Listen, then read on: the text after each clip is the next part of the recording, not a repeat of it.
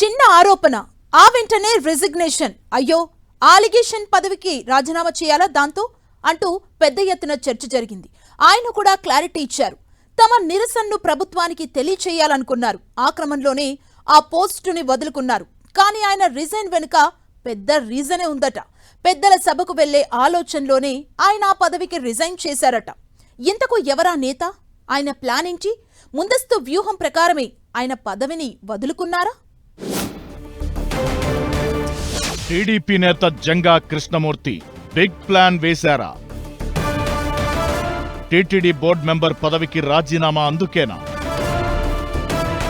పెద్దల సభకు వెళ్లే ప్లాన్లో భాగంగానే ట్విస్ట్ ఇచ్చారా? చిన్న విమర్శ రాగానే పదవిని వదులుకుంది అందుకేనా? టీటీడీ బోర్డు సభ్యత్వానికి రిజైన్ చేసిన పల్నాడు నేత జంగా కృష్ణమూర్తి టీడీపీ రాజకీయాల్లో హీట్ పుట్టించారు. గత ఎన్నికలకు ముందు నరసరావుపేట ఎంపీ లావు శ్రీకృష్ణదేవరాయలతో కలిసి టీడీపీలో చేరిన జంగా కృష్ణమూర్తి కూటమి ప్రభుత్వంలో టీటీడీ సభ్యుడిగా నియమితులయ్యారు. రాజకీయంగా ఏడాదిన్నరగా అంతా సజావుగా ఉందన్న సమయంలో ఆయన సడన్ గా టీటీడీ సభ్యత్వానికి రిజైన్ చేయడం చర్చకు దారితీసింది.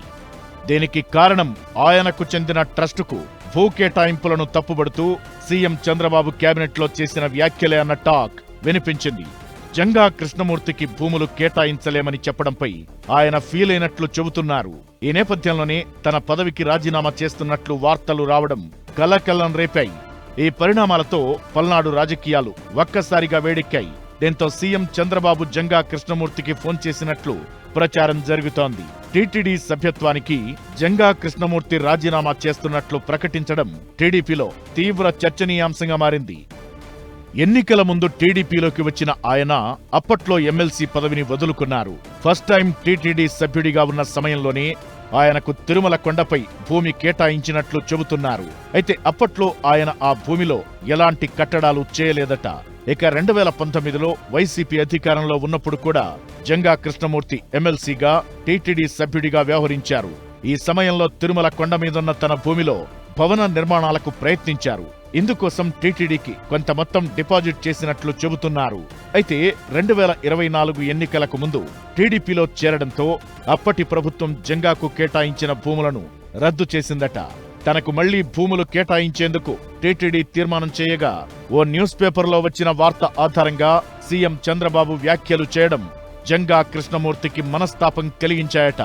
అయితే ఒక చిన్న ఆరోపణ రాగానే ఆయన పదవి నుంచి తప్పుకోవడం చర్చకు దారితీయగా ఆయన రిజైన్ వెనక పెద్ద స్కెచ్ ఉందన్న చర్చ జరుగుతోంది.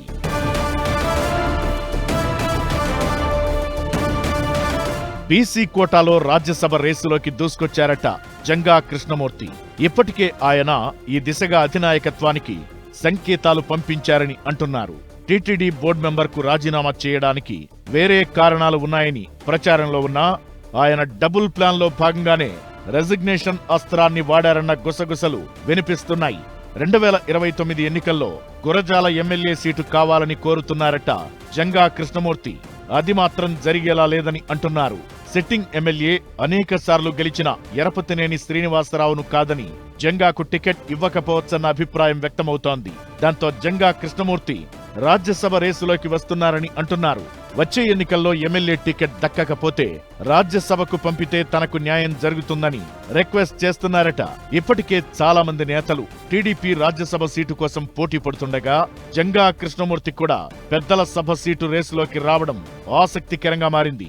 అయితే జంగాను టీటీడీ బోర్డు మెంబర్ గానే కంటిన్యూ చేస్తారా లేక రాజ్యసభ పంపిస్తారా అనేది చర్చనీయాంశమవుతోంది. అయితే ఆయన బీసీ వర్గానికి చెందిన కీలక నేతగా ఉన్నారు కాబట్టి ఎమ్మెల్సీ పదవిని ఆఫర్ చేయొచ్చని అంటున్నారు. ఆయన అసంతృప్తికి టీడీపీ అధిష్టానం ఎలా చెక్ పెట్టబోతుందో వేచి చూడాలి.